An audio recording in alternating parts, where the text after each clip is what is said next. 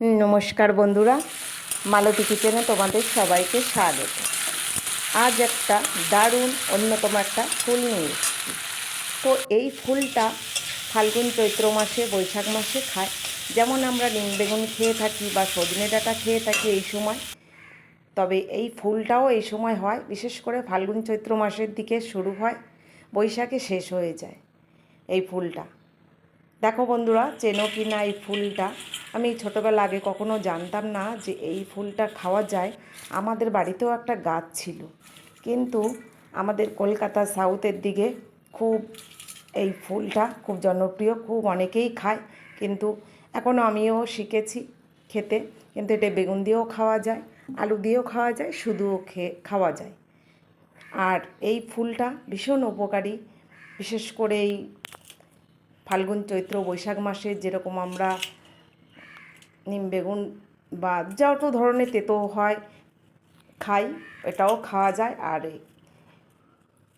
খুব উপকারী আর কি। যাই হোক, তো আমার বাড়িতে আমি প্রথম করছি। আমি আগে খেয়েছি, কিন্তু আমার বাড়িতে আজকে প্রথম করছি। তো আমার বর দেখে বলে কি, এ আবার কি ফুল, এ আবার খায় নাকি? অনেক খায়, দেখবে। তো দেখো, এইভাবে পরিষ্কার করে নিয়েছি। এবার ভালো করে আমি এটাকে ধুয়ে নেব। আর আলুটাকেও ছোটো ছোটো করে কেটে নিয়েছি।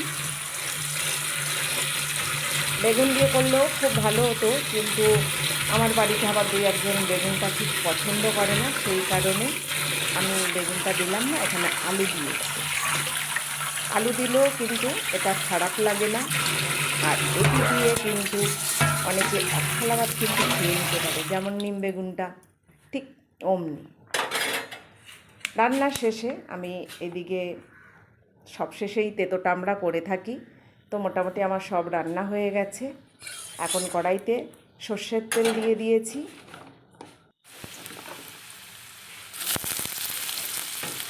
আলুগুলো দিয়ে দিচ্ছি। আলুগুলোকে একটু ভেজে দেব।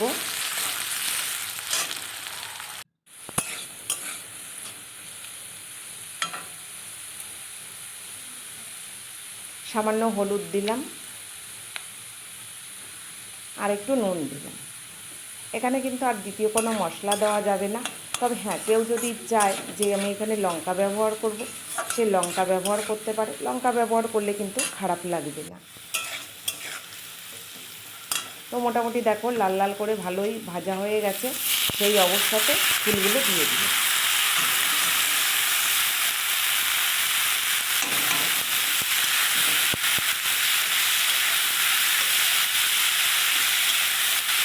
আর এটা খুব চটপটা হয়ে যায়, খুব তাড়াতাড়ি হয়ে যায়।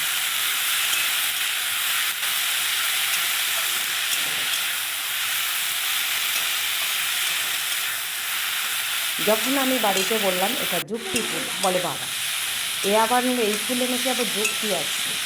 আমি বললাম হ্যাঁ, এই ফুলে যুক্তি আছে, খেয়ে দেখবে তারপরে বলবে।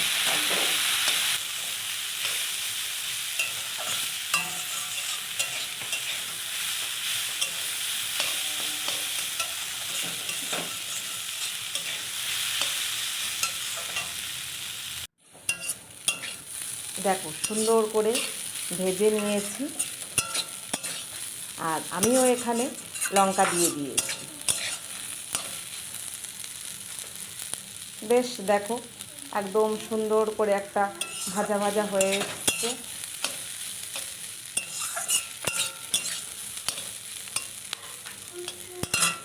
এবার এটাকে আমি নামিয়ে নিচ্ছি। আর এটা সত্যি একদম গরম ভাতের সঙ্গে কিন্তু ভীষণ ভালো লাগে।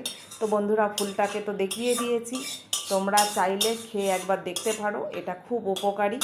আর ভিডিওটা ভালো লাগলে লাইক, কমেন্ট, শেয়ার, সাবস্ক্রাইব করে দিও। দেখা হবে পরের ভিডিওতে। ভালো থাকো, সুস্থ থাকো, ধন্যবাদ।